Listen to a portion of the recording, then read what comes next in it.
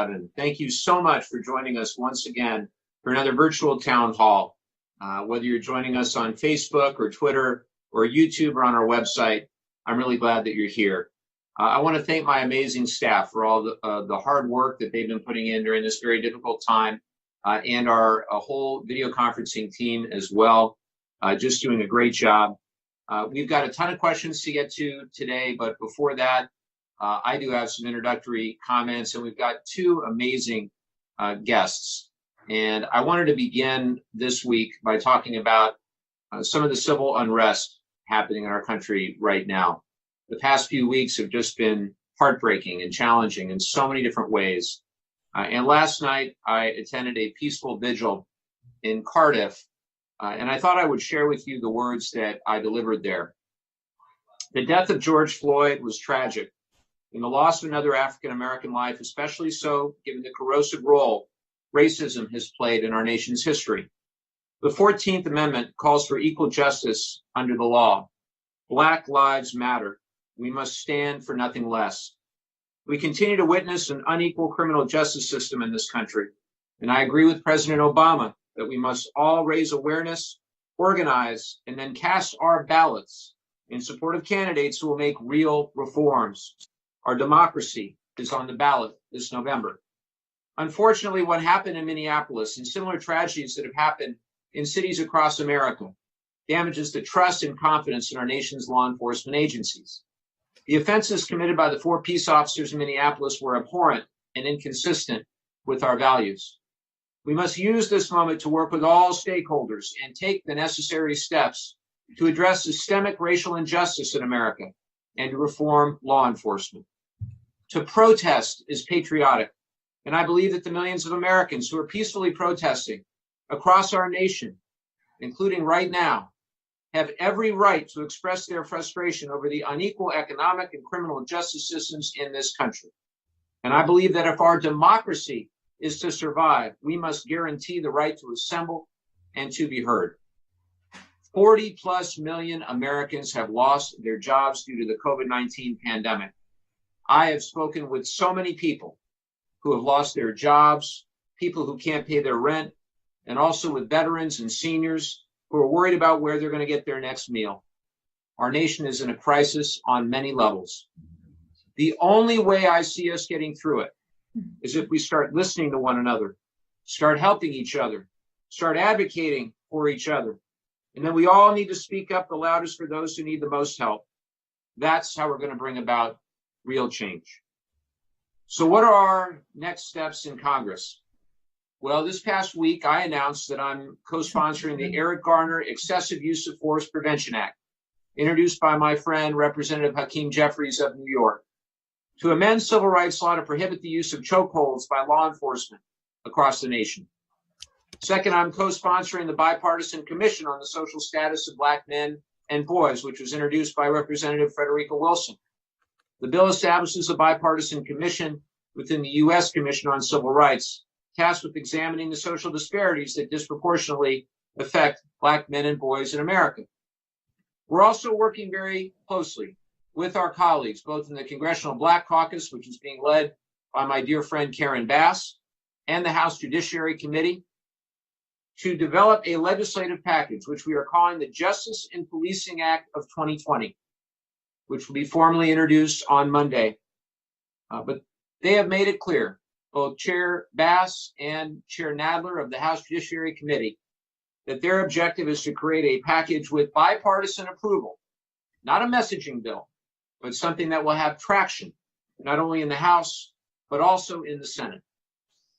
And while the discussions are ongoing, again, literally as we speak, some of those proposals being discussed include limiting the transfer of military-grade weapons and equipment to local law enforcement, making it a federal crime for police officers to commit murder or manslaughter, giving the federal government jurisdiction to bring charges against an officer if a state fails to do so, and developing a national standard regarding use of force, training, and recruitment.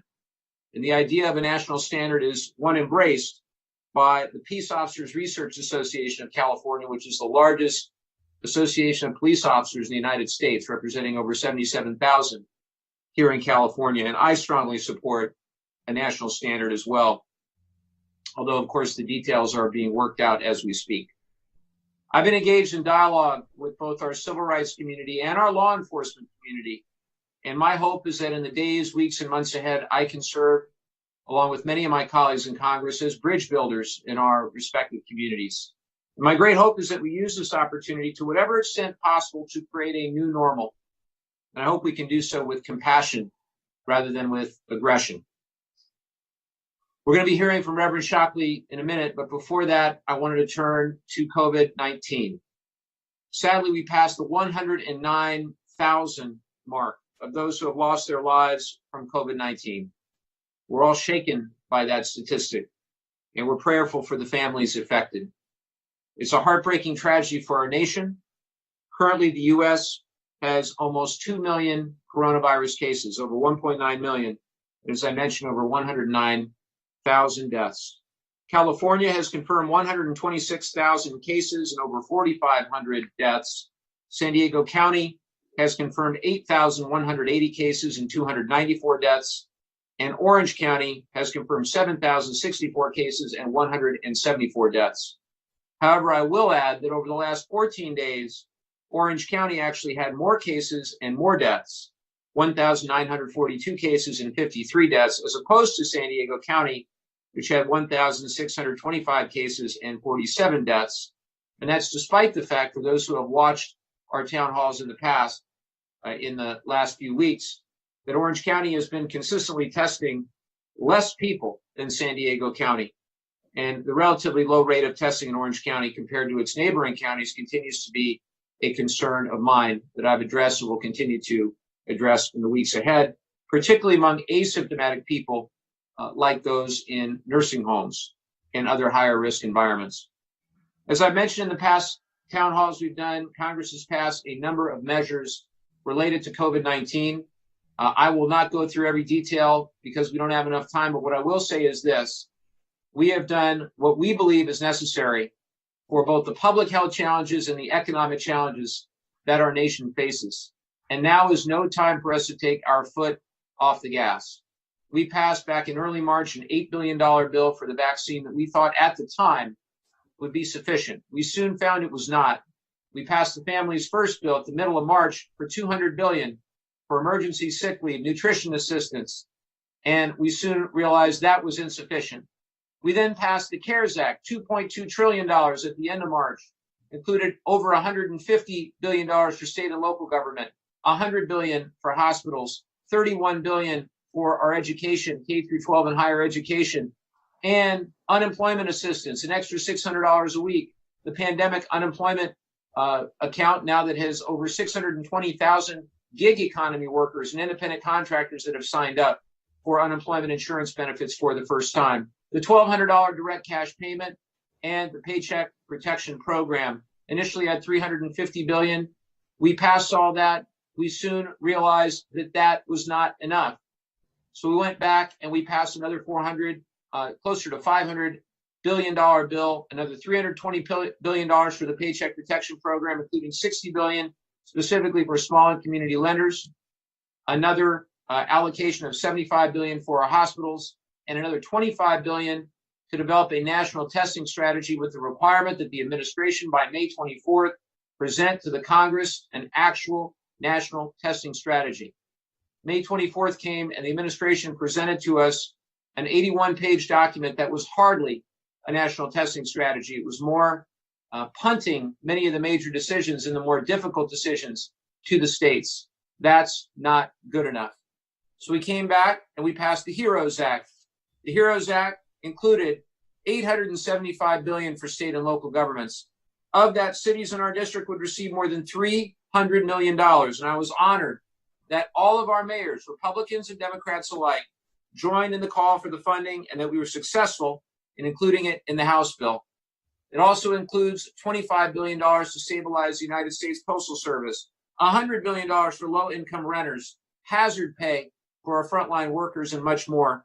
And I didn't support every word of every page of an 1,800-page bill, but I know that we need to act.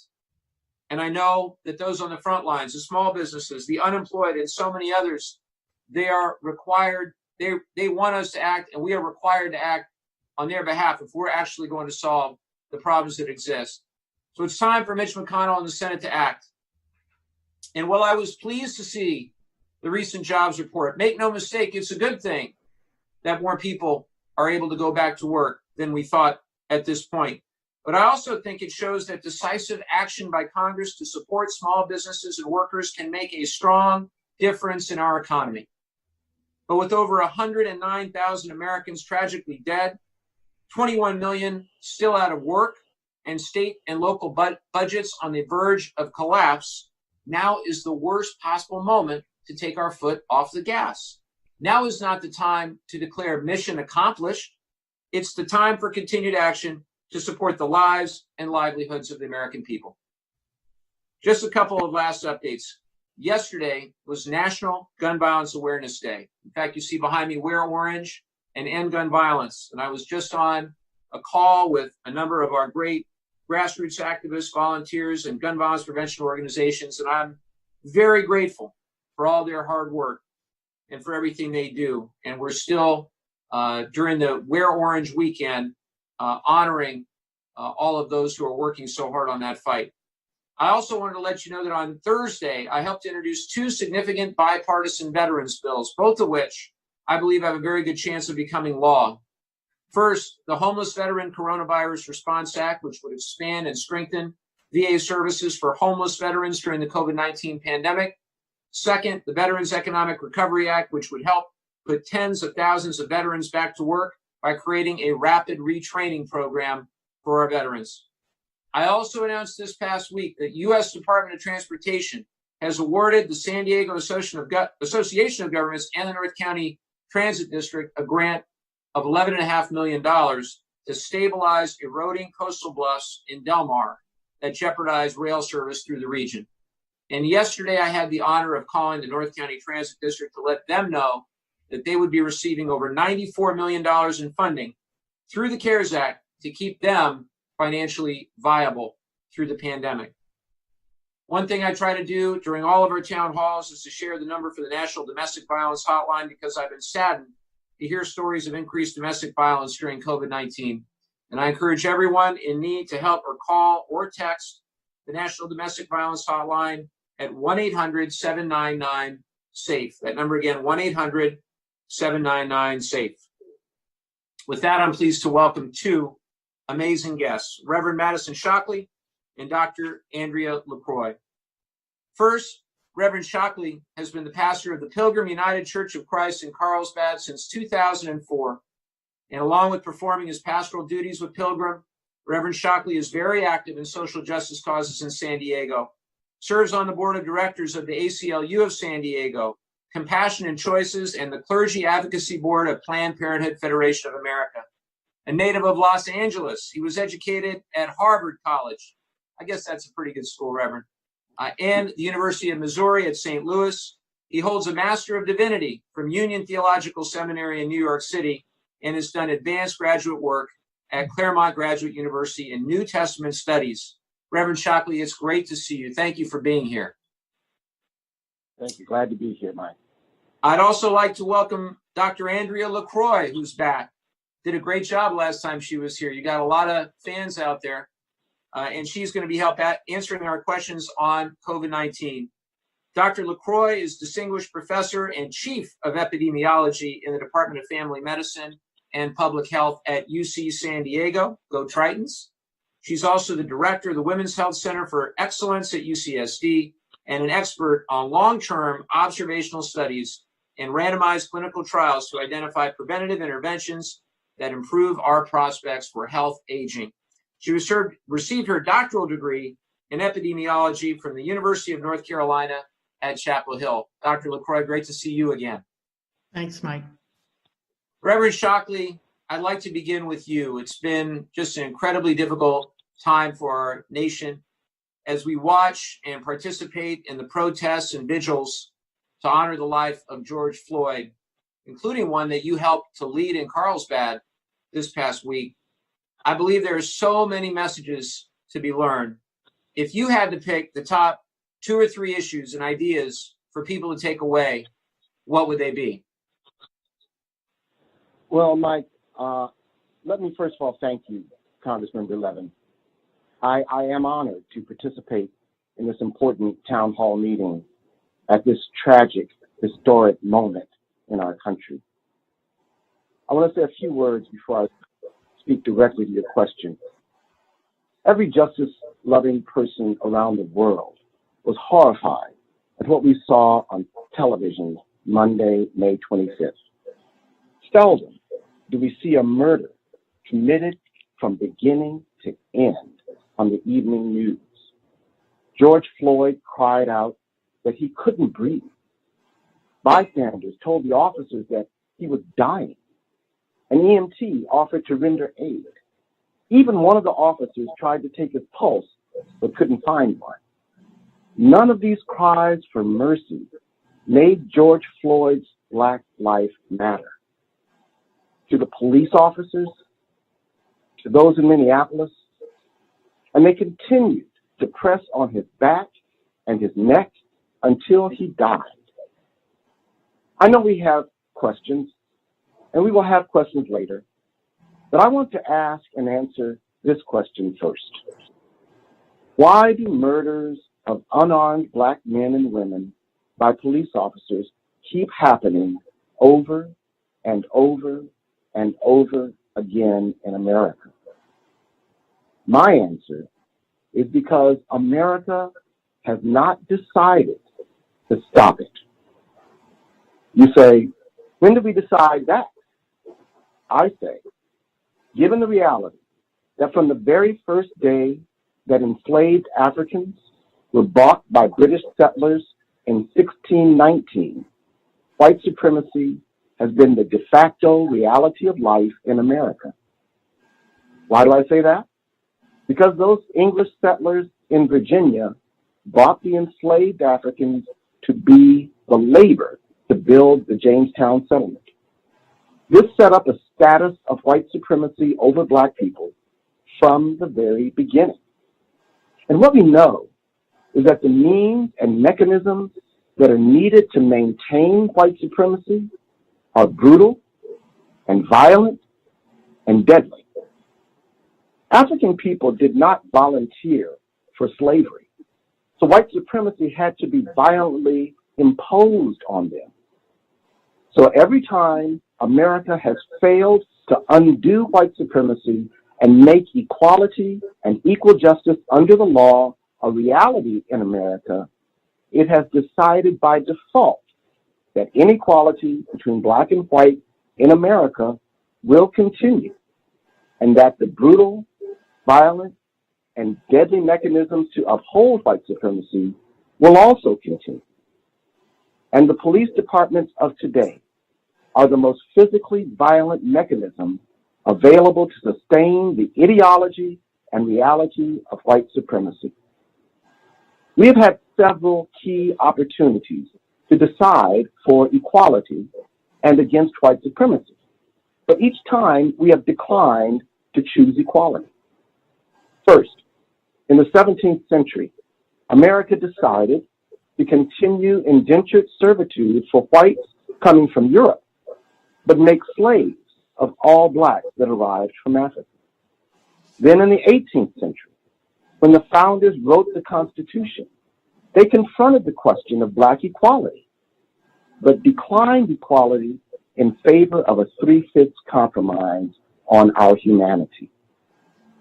Then again, in the 19th century, after a civil war that consumed 600,000 American lives and brought an end to slavery, we had a brief experience with equality during Reconstruction, but this proved incompatible with white supremacy. And so we decided against equality and chose Jim Crow. In the 20th century, Martin Luther King and Rosa Parks and all the heroes and sheroes of the civil rights movement brought back many civil rights taken away by Jim Crow. And again, when our brief march toward equality proved incompatible with white supremacy and cries of reverse discrimination flooded the land, we canceled affirmative action and declined to choose equality over white supremacy. But now, in this 21st century, the deaths of Breonna Taylor and George Floyd, among so many others, have given America another chance to make the right decision. I see a new mood, a new attitude, a new level of breadth and involvement, not just from Black people defending our lives, but from all people of every race and hue. So I'm praying, literally praying, that this time America will say yes to equality and equal justice under the law and no to white supremacy. Overinvesting in policing and punishment and underinvesting in the promise of our communities have given rise to the cry to defund the police. We need to limit the scope, size, and role of the police in our communities and let the people who can actually solve the problems do that. That's the recommendation from Alicia Garza, founder of Black Futures Lab. So the two things I think we need to do, number one, I gave a little bit of the history, but number one, study your history of race in America. This problem has been with us from the beginning. Number two, understand how white supremacy gives birth to white privilege, and while you never made a conscious decision, you are still a beneficiary. And so every day, to find a way to work to disgorge your privilege by investing your privilege in remedies for equal justice under the law and equality in America.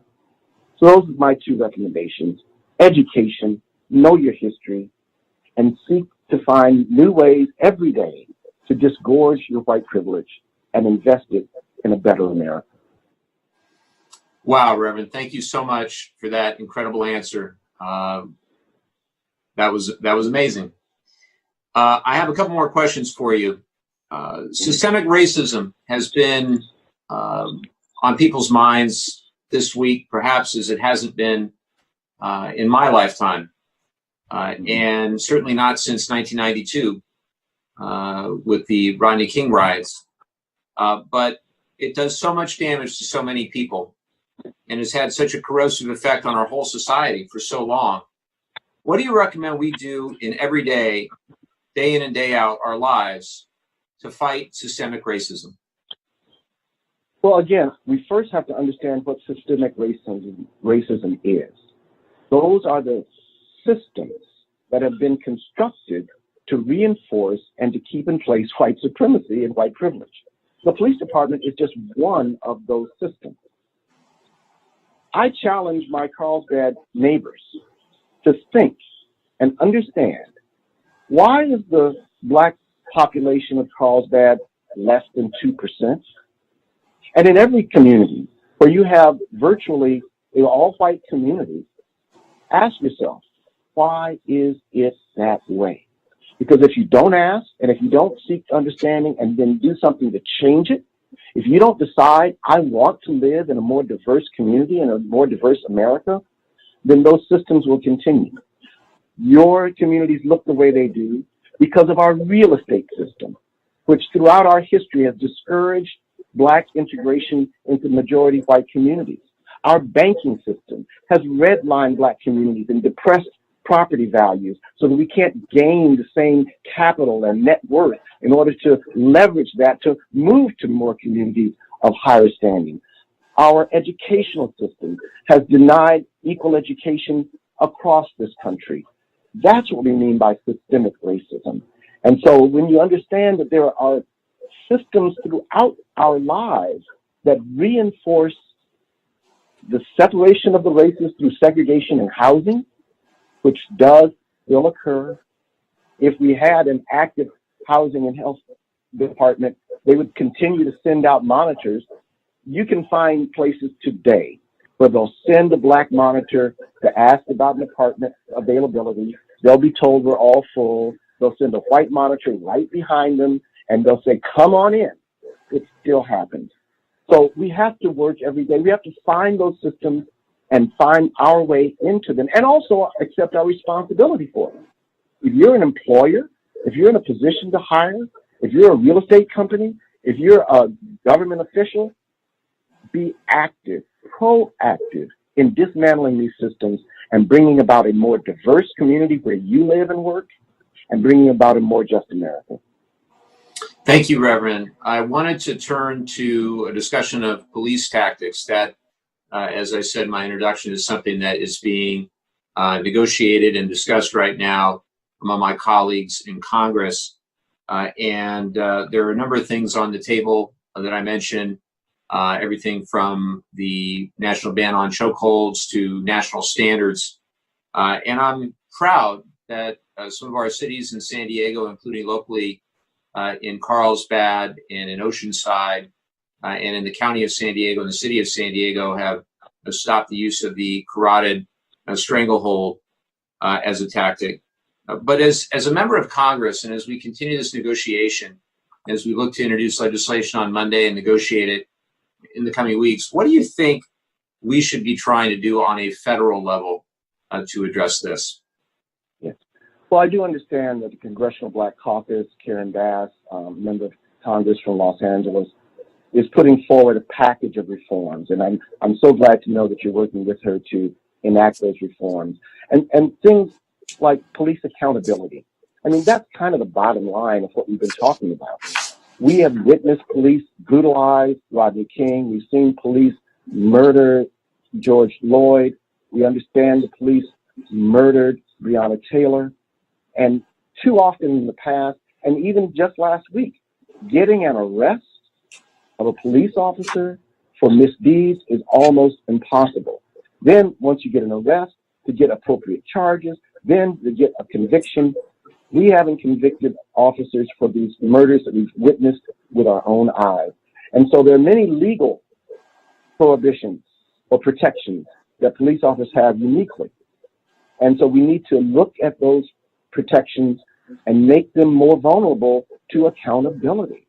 Because until there's accountability, there will not be a change in behavior.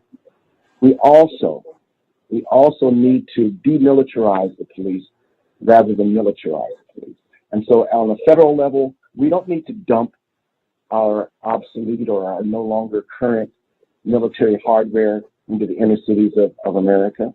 And what the president is doing now in Washington, D.C. is a disgrace. To disband peaceful protesters exercising their rights under our Constitution with an unconstitutional assault by military police and other federal officers is just a shame, and we all ought to stand up to it. And so I hope that Congress will issue some kind of resolution condemning those kinds of actions. So I would think that these reforms on a federal level and also on the state level, we need reform. Ultimately, it comes down to the local level. The police unions have a stranglehold on most local politicians. And so that compact has to be broken because the protection of the police union, of the misbehavior of police officers, is the primary force right now that keeps it going. It's well said, Reverend Shockley, and I'm reminded of the words from this past week. We must, and specifically with regard to using the military in our cities, and I quote, "We must reject any thinking of our cities as a battle space that our uniformed military is called upon to dominate. At home, we should use our military only when requested to do so on very rare occasions by state governors.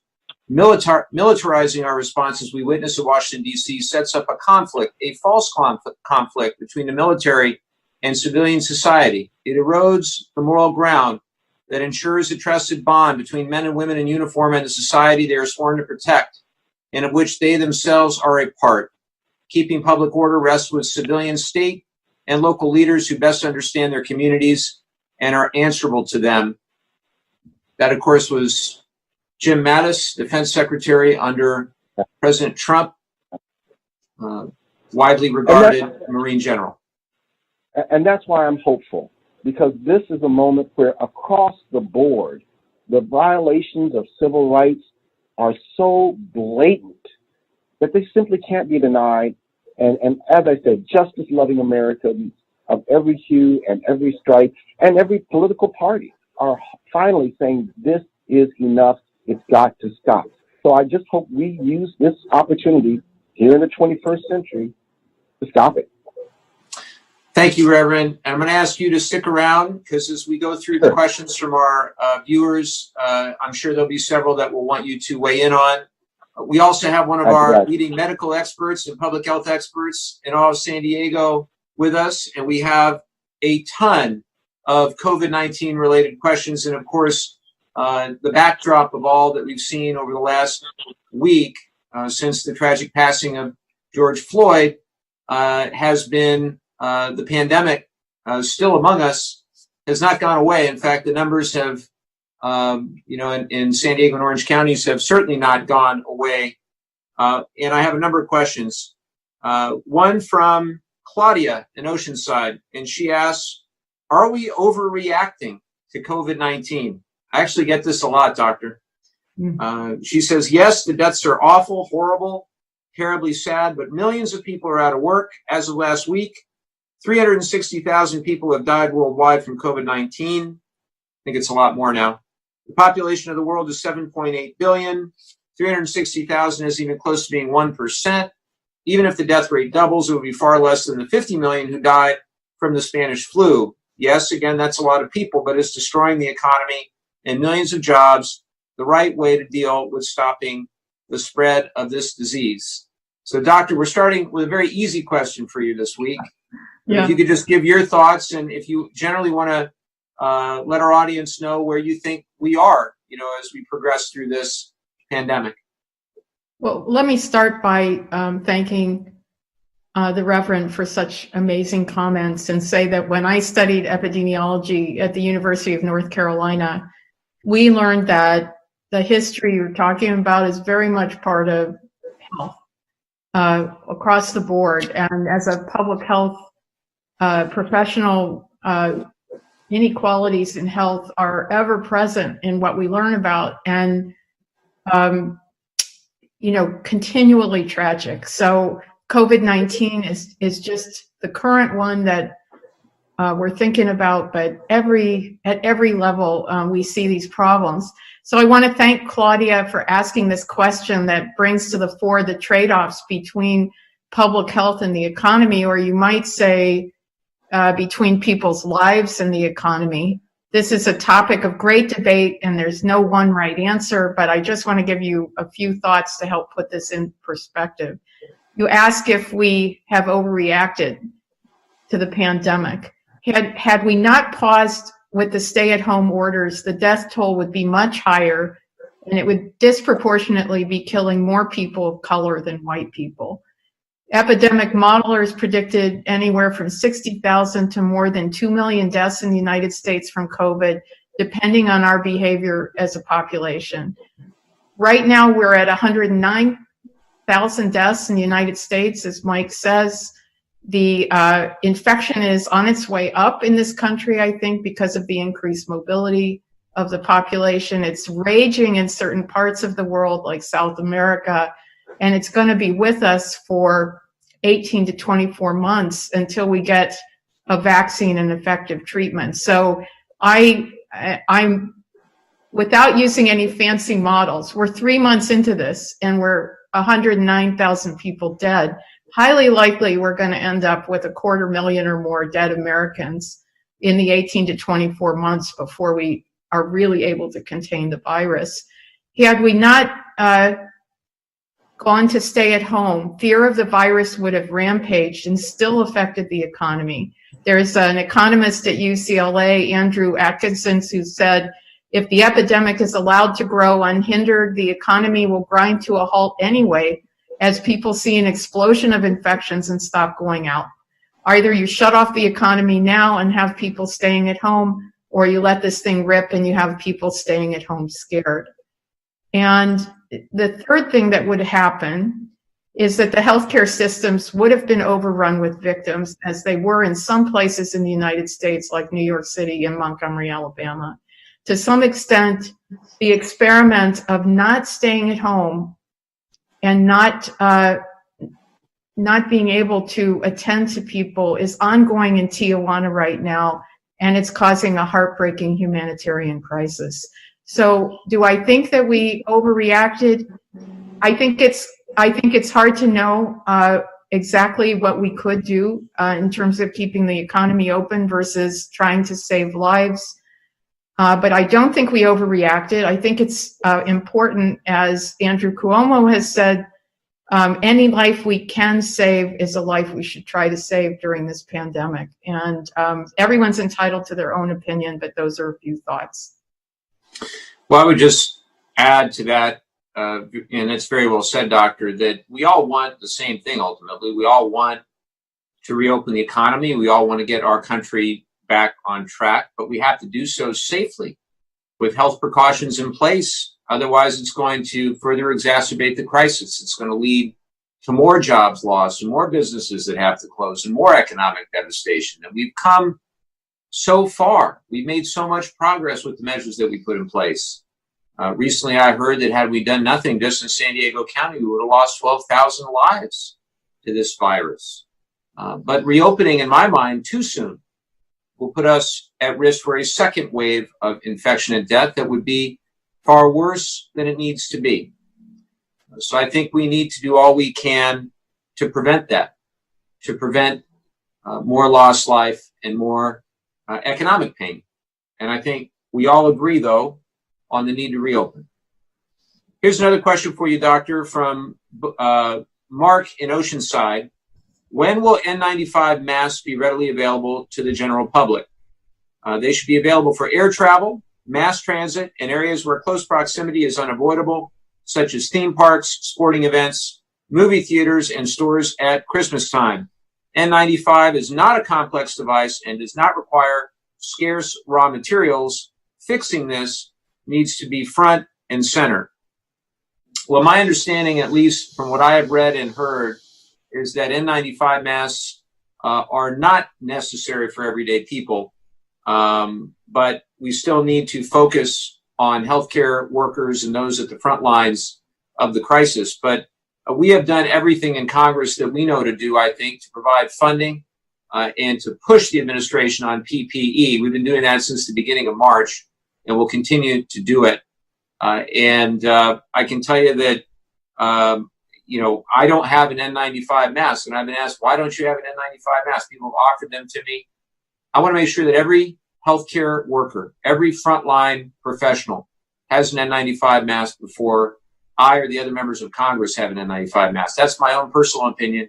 Some might disagree with that. Some of my colleagues might disagree with that. But Doctor, anything to add on N95s? Well, let me say a couple things, because I think you can help us out as you are trying to. The party line is certainly that N95 masks are not needed for the general public because they're needed more by healthcare professionals. And I understand this rationale and support it.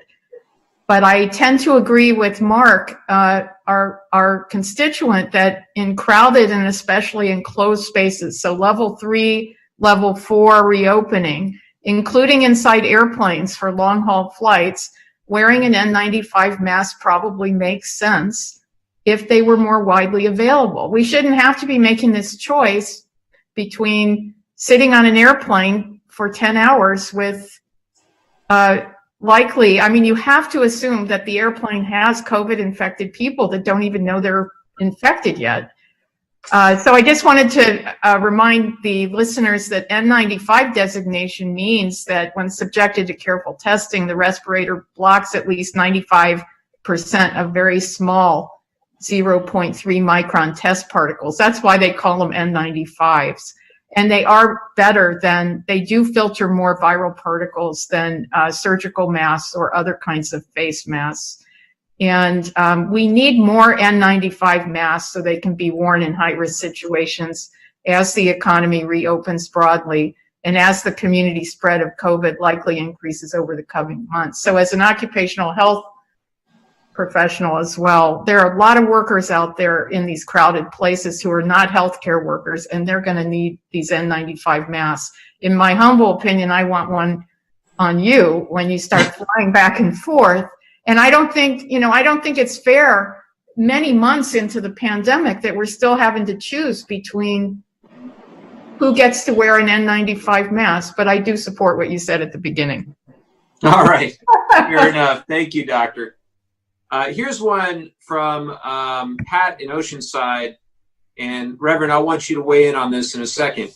I send an email message out quite regularly to our constituents and to our supporters. And this past week, he actually quotes, Pat in Oceanside quotes my message. He says, in your email message this past week, you said, at the same time, when a small minority of people take advantage of the situation to commit violent acts, they need to realize that their actions undermine the message of peaceful protesters, and they're also putting other people's lives at risk. And then he goes on to say, Mike, it's becoming increasingly clear that a significant amount of the recent violence across our nation is being instigated and carried out by white supremacists. These people don't just, as you said, realize that their actions undermine the message of peaceful protesters. They want to undermine this message, force military countermeasures, and foment unrest across our country. Is there any way Congress can demand that the FBI find and punish these agent provocateurs? Thanks for all you do.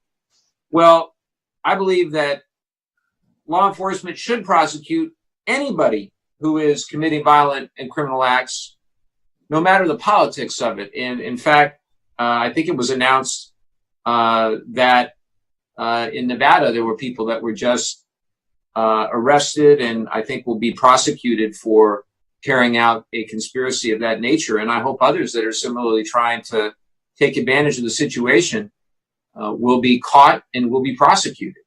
The overwhelming number of people that I have seen, interacted with, I've got a whole staff in DC and I get updates from them on what's happening in DC. I've got tons of friends in Los Angeles. I'm hearing all the time what's happening in LA, as I'm sure you are, Reverend. The overwhelming number of people are peaceful. And it's not always what the media reports, but that's the reality on the ground. Care to comment on the nature of some of these protests? Yes. Well, as we know, Dr. Martin Luther King said in the 60s, when they had riots in Los Angeles and other cities around the country, that riots are the cry of the unheard. That's not an endorsement by him, and what I'm about to say is not an endorsement of looting by me, but it is an analysis and a reality that we have to understand, that when you don't pay attention, people get frustrated, and that frustration can boil over.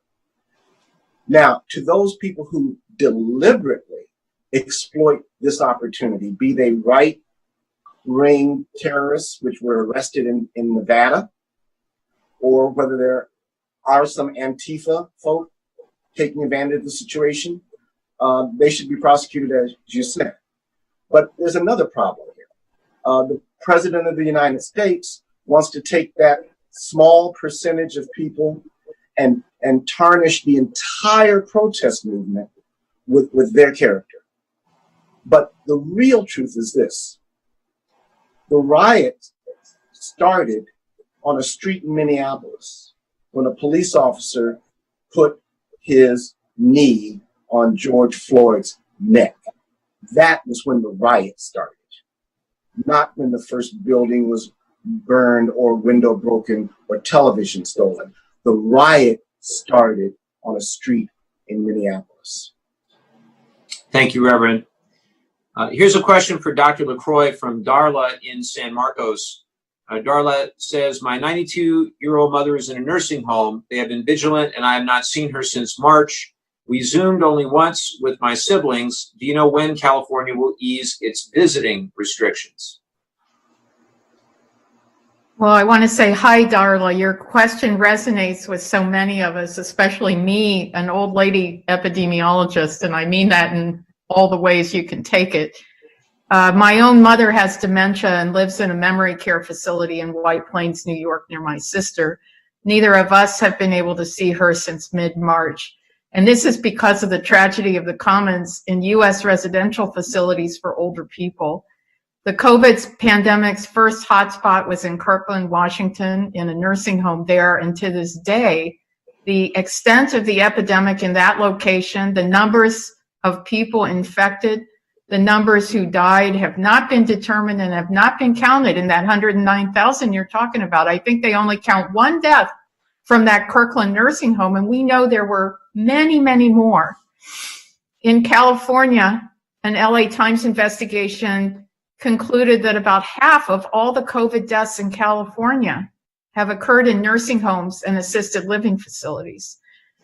The staff, and I might mention that the staff in residential care facilities is disproportionately minority, and residents of our aging care centers have had very little access to testing and contact tracing.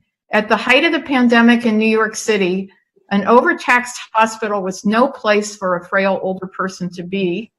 We have completely and devastatingly failed to protect our aging population residing in nursing homes and other residential care facilities, and the staff who are trying to take care of them and keep them alive while all of us wait for the day that we can see them again. So the answer to your question, how long before visits can resume, in most places is still probably months.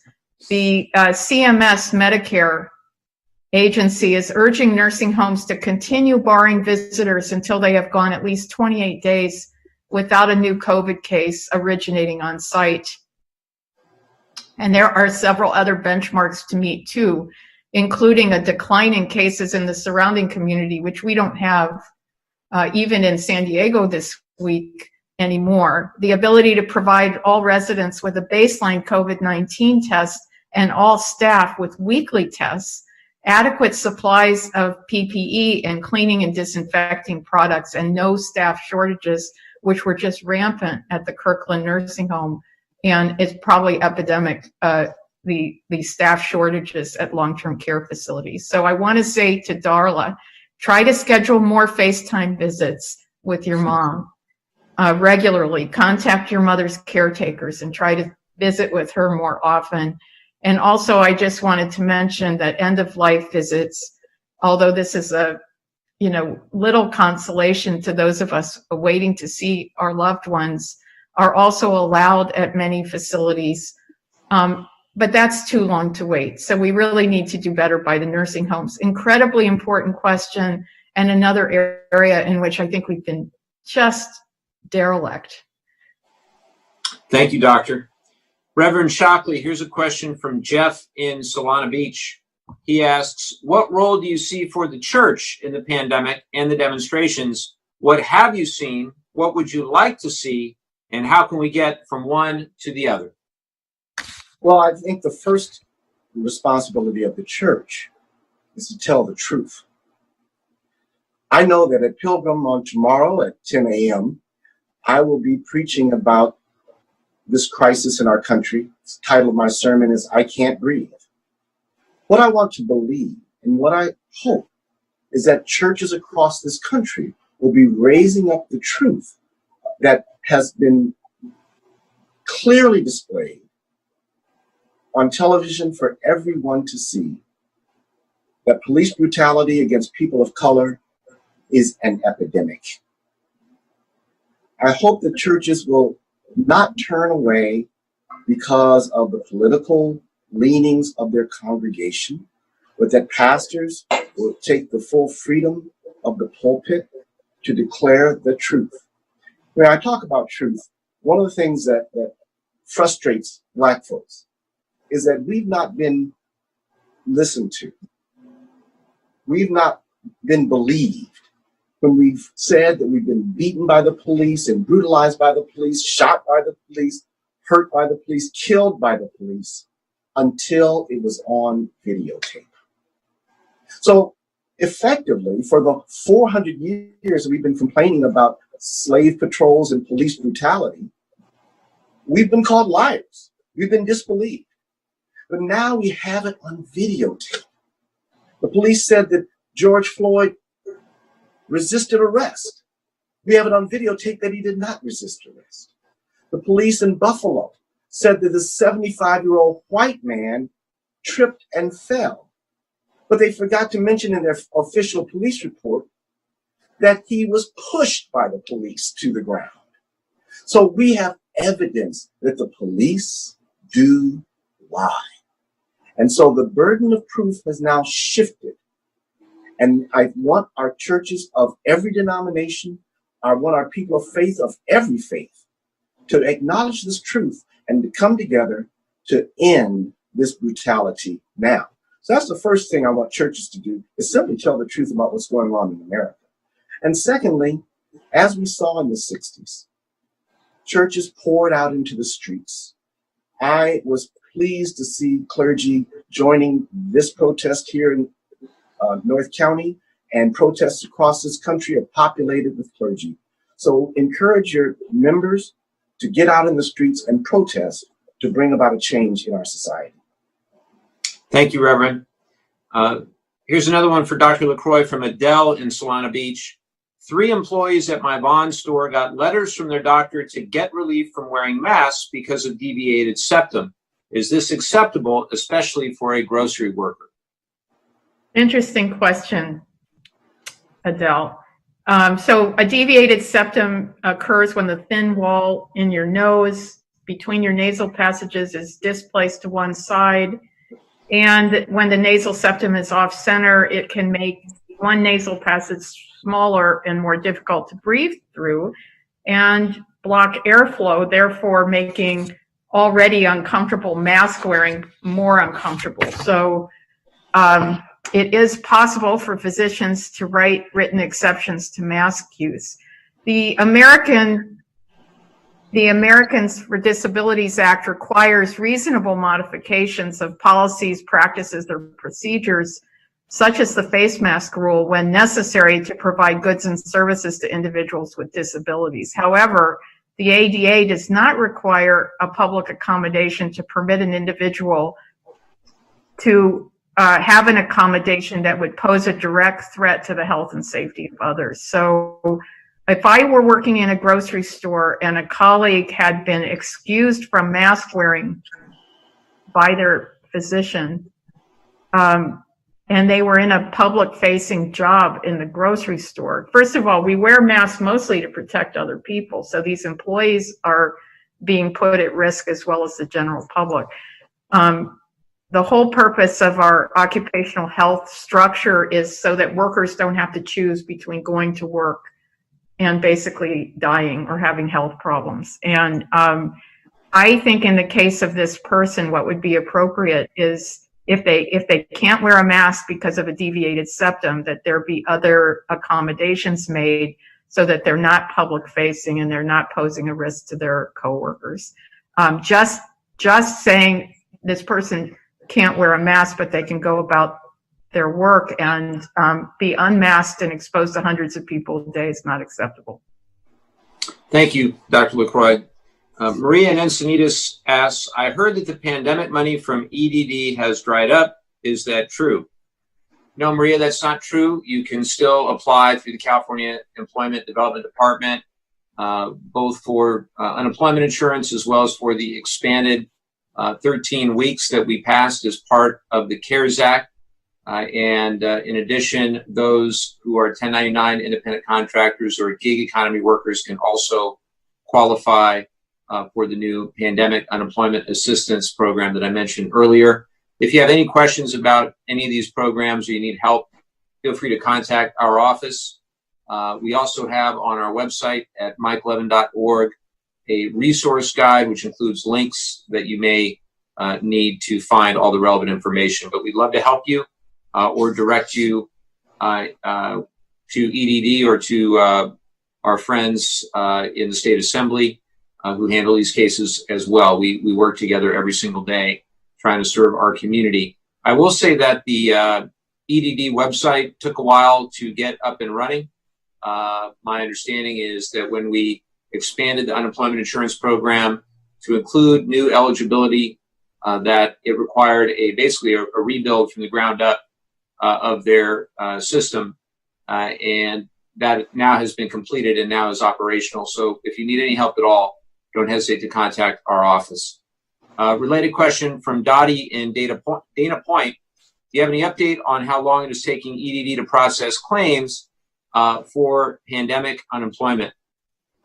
Well, I think in the beginning, as I mentioned, they were having significant problems with technology, and it was taking quite a while to process claims. We definitely spoke up. The California congressional delegation spoke up with the California Secretary of Labor. She was committed to fixing those issues as quickly as possible. I think by and large they have been. But if you are continuing to have problems and you're waiting on benefits that aren't being processed, do please contact our office. You can also contact your state assembly member, Tasha Burner Horvath, or your state senator, and we'd be happy to help. Here's a question for Dr. LaCroix from Joan in Oceanside. Has there been any progress on finding a common thread amongst the children who have developed MIS-C following possible COVID? I hope you know what that stands for. In those that never tested for COVID, are they now being antibody tested? Specifically, is anyone looking into a history weeks before of medications used, aspirin, Tylenol, etc., or exposure to toxins, herbicides, pesticides, or previously unrecognized genetic abnormalities? Well, thanks for that complicated question. You're really putting my feet to the fire today. So far in the COVID pandemic, a small number of children, and I want to emphasize this is a rare condition, have been diagnosed with a severe disease called multisystem inflammatory syndrome in children, MIS-C, associated with COVID-19. It's a condition where different parts of the body can become inflamed and painful, including the heart, lungs, kidney, brain, skin, eyes, or gastrointestinal organs. We don't know what causes this disease yet, but we do know that many of the small number of children who presented with these symptoms had viral infection with COVID, or have been around someone with COVID. They are being tested, and they're heroic stories of these kids trying to stay alive while the diagnostic process kind of has proceeded in one direction or another. The disease has been compared to Kawasaki's disease. It's also been compared to toxic shock syndrome. It can be serious, even deadly, but the children who have been diagnosed so far in the United States have gotten better, usually with medical care, so that's good. Aside from the simple epidemiology that the age range of children affected has ranged from 2 to 21, we really don't yet know any of the common threads or risk factors for this condition, but it is being studied at the CDC and at various other places. So I'm confident that we will learn more about it, just as we'll learn more about lots of other things we don't understand about COVID at the moment. The thing I want to end with, though, is if you think your child is sick with MIS-C, you need to contact your healthcare provider and system right away. The symptoms include fever, abdominal pain, vomiting, diarrhea, neck pain, rash, bloodshot eyes, feeling extra tired, trouble breathing, pain in the chest that does not go away, confusion, inability to wake or stay awake, bluish lips or face, and severe abdominal pain. So that if any of those things are happening with your children, please call your doctor. Thank you, Dr. LaCroix. Another one for you from Nisa, who is a doctor in Rancho Santa Fe. She says, I've been reading about the correlation of high antibodies for measles to a low death rate from SARS and now COVID-19. And locally, Quest is involved in the study looking at the correlation of MMR antibodies and COVID-19 antibodies. I'm surprised that I haven't heard more about this on the news. If vaccinating with MMR2 could lower COVID-19 risk, it would certainly be a very safe and relatively inexpensive thing to do. Can you comment about this? And she encloses a link with more information. Thank you. Couldn't use the link, but I went out there. I went out there and found, I think, the two original papers that are suggesting that there's some relationship between MMR antibodies and COVID-19 antibodies. One paper was a published epidemiologic analysis correlating patients who received measles and rubella containing vaccines, such as you get when you take an MMR, and reduced and a reduced COVID-19 death rate. And then similar observations were recently noted in a Cambridge study by Young, who found that like a 23% correlation between the protein homology in the COVID-19 virus and the rubella virus that seems to make the epidemiologic data make more sense. The bottom line from my perspective, looking at these first reports, is that, first of all, we should have MMR vaccination. Kids should be MMR vaccinated. We should have all our vaccinations. And if having that vaccination is protective against severe disease and death from COVID-19 exposure, that's very good. Right now, there are plenty of people with MMR vaccination getting infected with COVID, which rules out, any real protection from infection by that vaccine. I am sure that scientists will benefit from this observation in trying to develop a vaccination specifically for COVID. And in the meantime, if you haven't been vaccinated for MMR, get the vaccine. Thank you, Doctor. Janice in Vista says, I work for a school district and we just received word that our budget is going to be cut for next year by a significant amount. How are schools supposed to implement social distancing with less money? We actually will need more to make it possible to have more classroom hours so students can have limited numbers on campus and in classrooms at any given time. Well, Janice, first of all, thank you for your great work for our students. I am so grateful for all of our teachers. My own two kids just graduated from second grade and kindergarten, or at least virtually graduated from second grade and kindergarten, and had an opportunity to thank my daughter's kindergarten teacher the other day for their adaptability to distance teaching. And there absolutely are concerns around funding and around what the new school year will look like, trying to adhere to the best guidelines that our public health experts are providing. I have advocated straight through for additional funding for our schools. I've spoken now with, I believe, every superintendent in our district, up and down our district, and they all agree that they're facing significant financial burdens due to COVID-19. Our state, as I'm sure you know, went from a $21 billion surplus to a $54 billion deficit, seemingly overnight because of this pandemic. And we know that we will need additional funding for our state and local government in order to try to keep things solvent and to keep moving forward in a positive direction. The bill that I mentioned before, the CARES Act, contained $31 billion for our schools, both through K through 12 and higher ed. The schools in our district received some funding, but not enough, particularly because a lot of the money was tied to Title I eligibility. In addition, the higher education institutions in our district also have been very hard hit, and they received, I think, around $45 million in total under the CARES Act between UCSD and Miracosta College and Saddleback College, but they too need additional help. So we've advocated in the HEROES Act for help for education in two different ways. First is more state and local government funding. As I mentioned before, over $875 billion, of which $300 million would go to the cities of the 49th district directly. In the CARES Act, there was a limit on direct funding for cities that if you had a city under 500,000, you didn't receive any direct funding.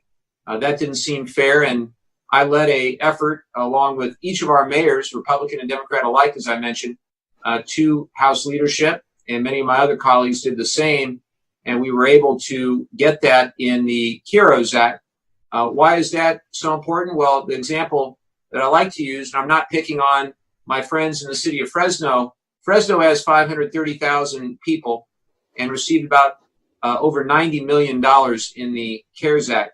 Long Beach has 480,000 people and received nothing. Mm-hmm. So I don't particularly think that's fair, and neither do my friends in Long Beach. So in order to try to rectify that, we did in the HEROES Act. Also, in addition to that money, a lot of which would go to our schools, there's another $100 billion specifically set aside for education in the HEROES Act. Now, all of this, as you probably know, sit on Mitch McConnell's desk, along with a lot of other things that we've sent him. And Mitch McConnell now first he said, let's state and local government go bankrupt. That means not enough money for our schools in addition to everything else. But then he said, let's just take a pause. And again, what I would say is the pandemic has not taken a pause. The crisis that our schools will face as they attempt to reopen with social distancing and other measures and less money, that certainly hasn't taken a pause. The Senate should not be taking a pause either. So we're going to continue to press for action in the Senate. And I thank you, Janice, for teaching our children. Here's a question for Dr. LaCroix. This is from Joyce in Oceanside. Joyce asks, does home isolation actually work? When one person in the home begins to show symptoms or is sick, can you really protect yourself by isolating, or is it just too late by the time they show symptoms? It is very difficult logistically to undertake home isolation, not to mention the mental stress of locking oneself in a single room for 2 weeks or even a few days. Boy, isn't that the truth? Thanks, Joyce, for this question. I too have wondered whether husband and I would be able to self-isolate if we got sick and keep the other one from getting sick while we're preparing the food and washing the sheets and clothes of our sick spouse. But the short answer to this question is that it is definitely yes. Home isolation does work to reduce the risk of infection in family members. Transmission within families is common, though, because of the pre-symptomatic phase of the infection and the fact that the risk of transmission can't be completely eliminated. But let me tell you the results of a study from China that shed light on this. So they looked at 392 household contacts of people with SARS-CoV-2, and amongst those, 64 developed a secondary infection from the index person. The secondary attack rate to children was only 4% compared to 17% for adults. This is the most exciting finding of the day. The secondary attack rate to the contacts within the households with index patients who quarantined by themselves since the onset of symptoms was 0. 0 got infected compared to 17% for contacts without quarantined index patients. That's a pretty extreme finding, but it's one that gives me a lot of confidence that the quarantining in your home can help. What's hard is being a spouse. The secondary attack rate to contacts who were spouses of index cases was 28% compared with 17% for other adult members in the household. So the jury's still out on whether spouses can keep from infecting each other, but it's definitely helpful to quarantine. Thank you for that, Doctor. Here's another question for you from Matt in Del Mar.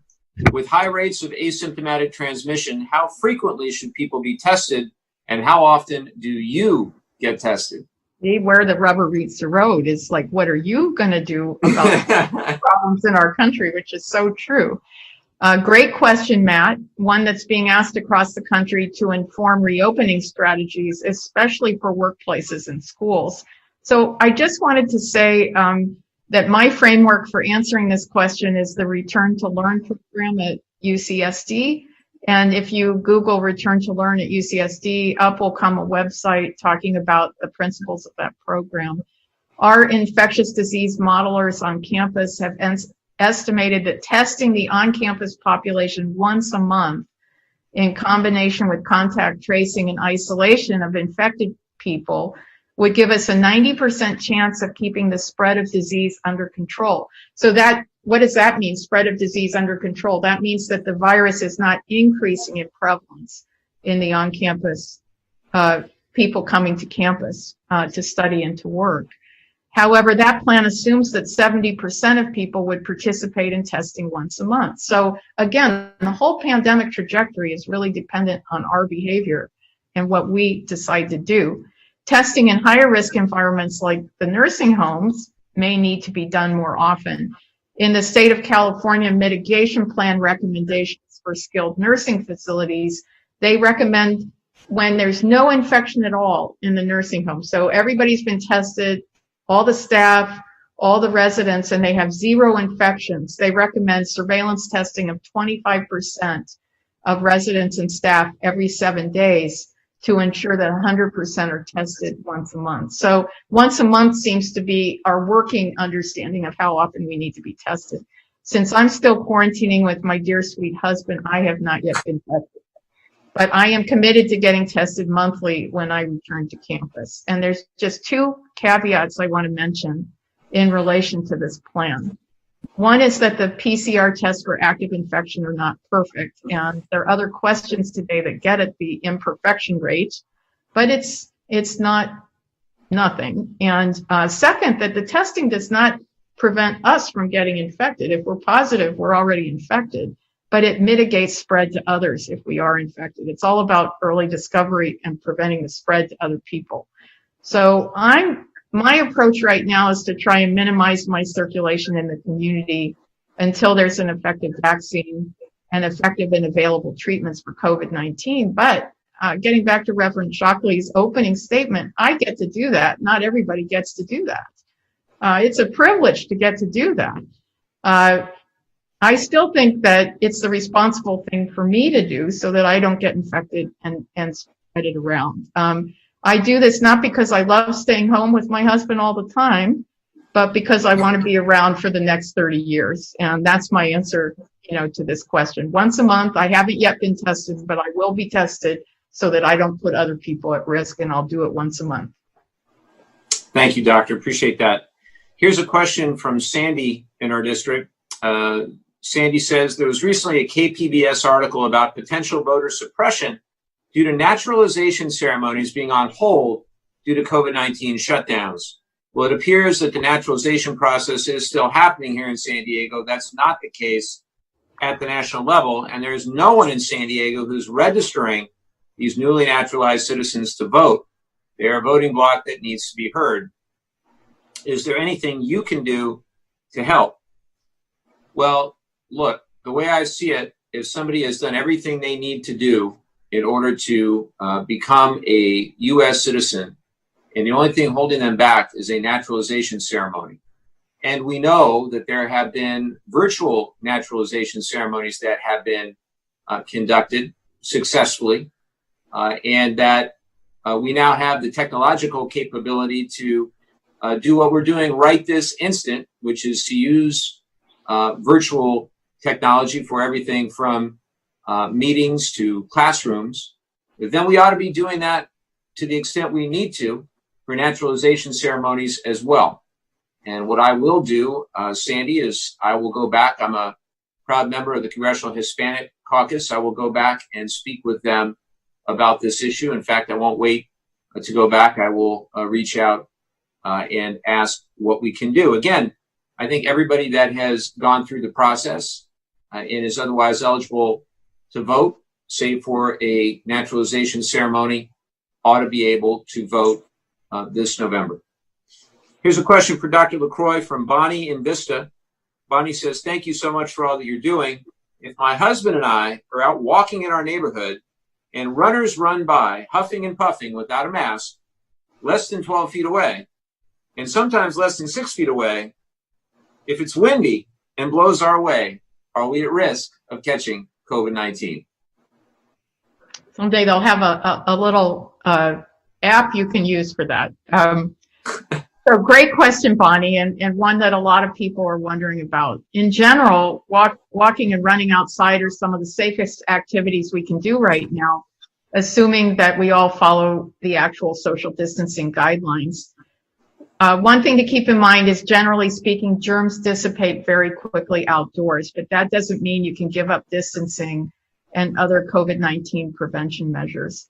It's wise to maintain a longer distance when you're walking and running outside, and some people are saying 12 to 20 feet is better, is a better distance than 6 feet. If you see a runner approaching you, give them wide berth to pass you.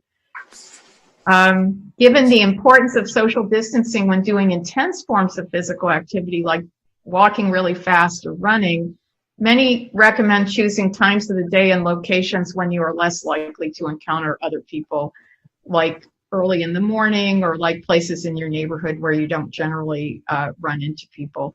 If you find, though, that you pass someone huffing and puffing within your 6 foot zone of safety, and when you weren't wearing a mask, the odds are still good that you will not be infected. So I want to make you feel better about that, but just know that there's no guarantee of zero risk when we are out and about.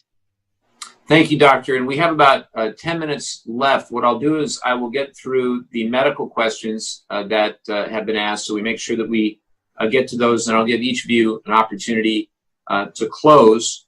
The next medical question is from Sarah. No, check that, from Susan in San Diego. How reliable are the PCR and antibody tests currently in use? Could you please explain the differences between the tests as well as the limitations? I know this has been discussed before, but I think it might be useful to repeat this info. Thank you for all these informative sessions.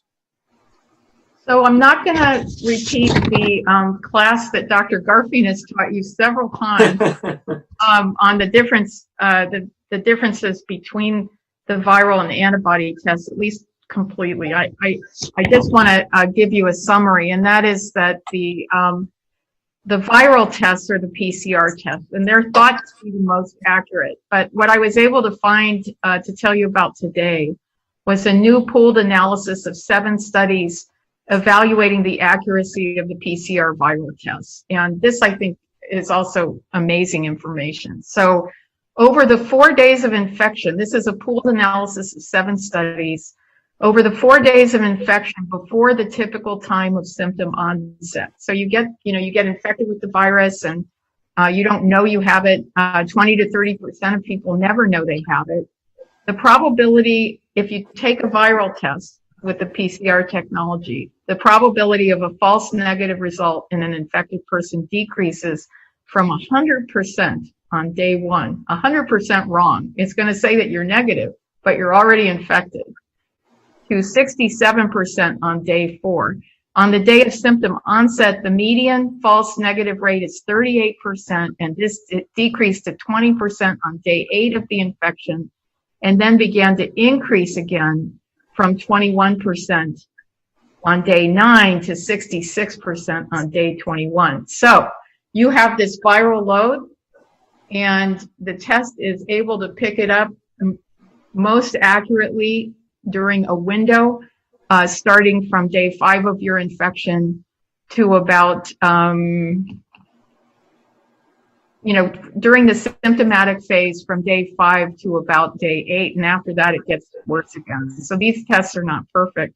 The other test is the antibody or serology test, which tells you if you've had a previous infection. And Dr. Garfien has told you about the difference between the IgM and the IgG antibody tests.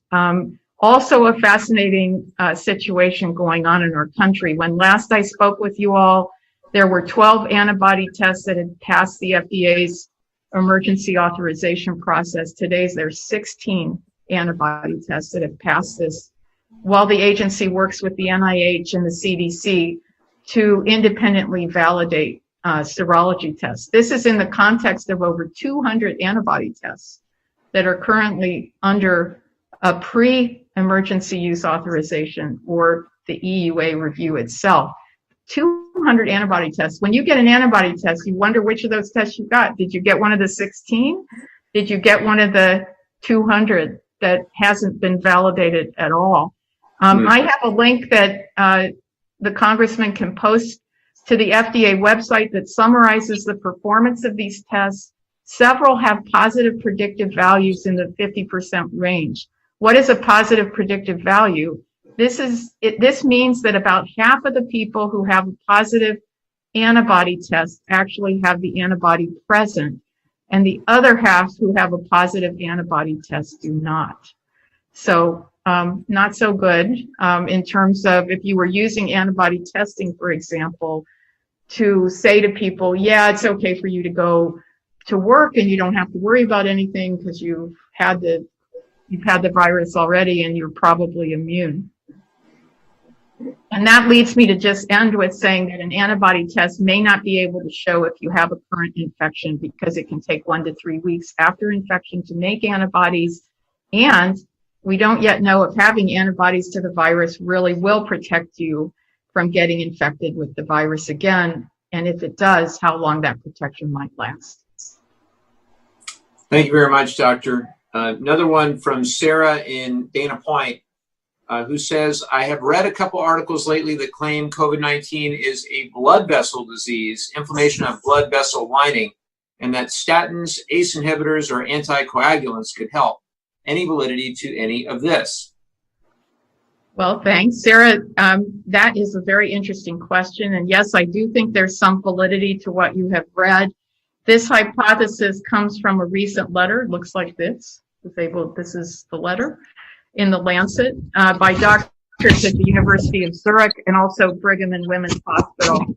And they wondered what could explain the severe forms of COVID infection being seen among people with underlying cardiovascular disease and diabetes. So what they do in this letter is they tell the stories of 3 patients with COVID who have these underlying diseases, which showed that the virus infected their endothelial cells, and these are the cells that line our blood vessels, and they caused endothelial inflammation.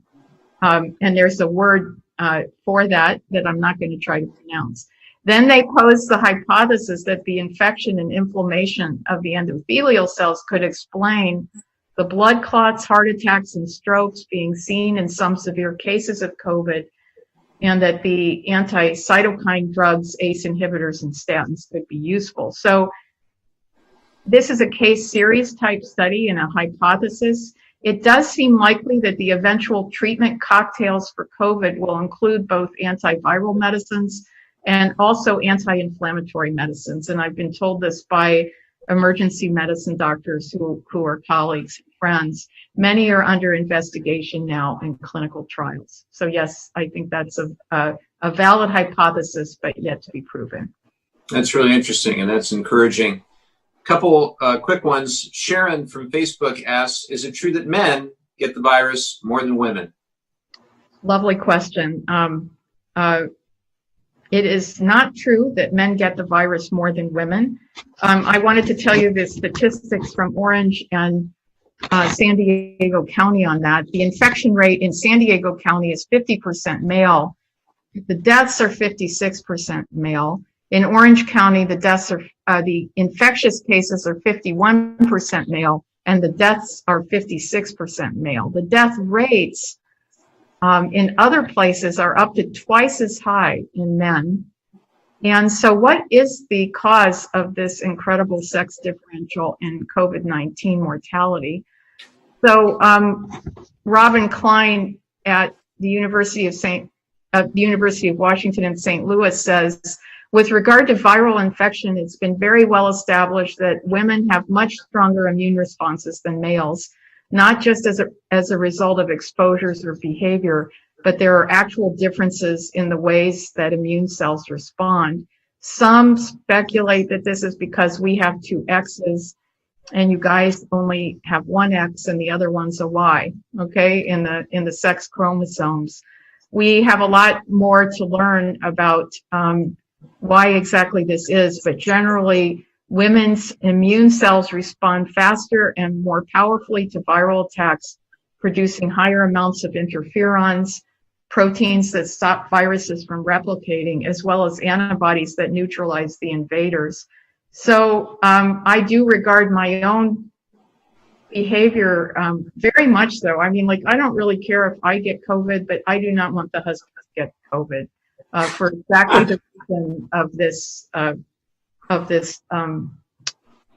this person who asked, and you said it was. I'm not sure if my wife would agree that she would agree to that. I mean, that same statement. It's like I just wouldn't be able to forgive myself if I were the reason that husband got COVID infection. So it's a strong motivation for me. Well, I think we're going to have to end it there. Okay. Just from the perspective of time, but I want to give both of you an opportunity just to close, and Reverend Shockley, I want to get to you in just a second and make sure that we also give our audience an opportunity to know how we can tune in tomorrow to see the services at Pilgrim UCC. But Dr. LaCroix, any closing thoughts or comments about where we are with this virus?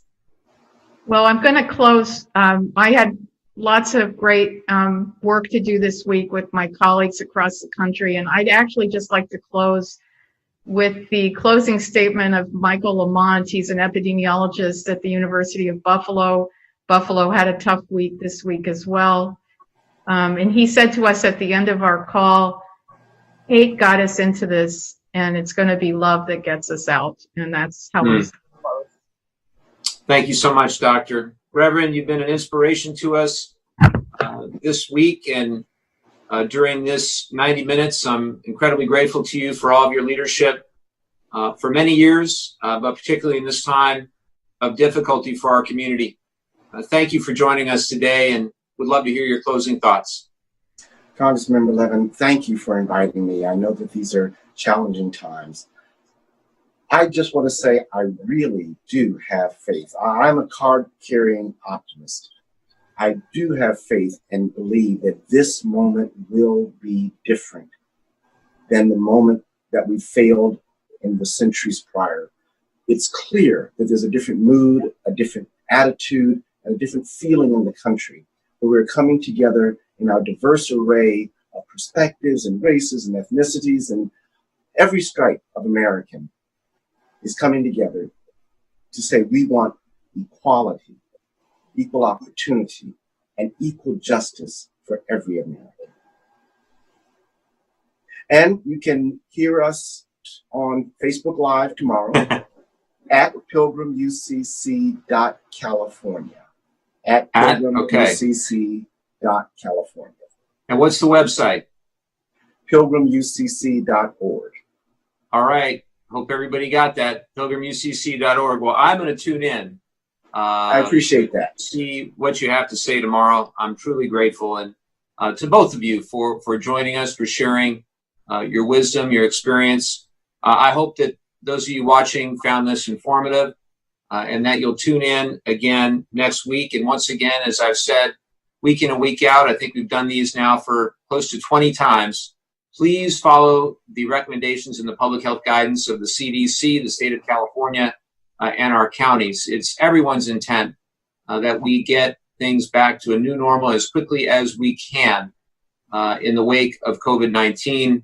But the sooner that we follow those health recommendations, the better that we follow those health recommendations, the better we'll be able to get back to that new normal. And finally, once again, I just want to express the importance of confronting the racial inequality and systematic injustice in our society today.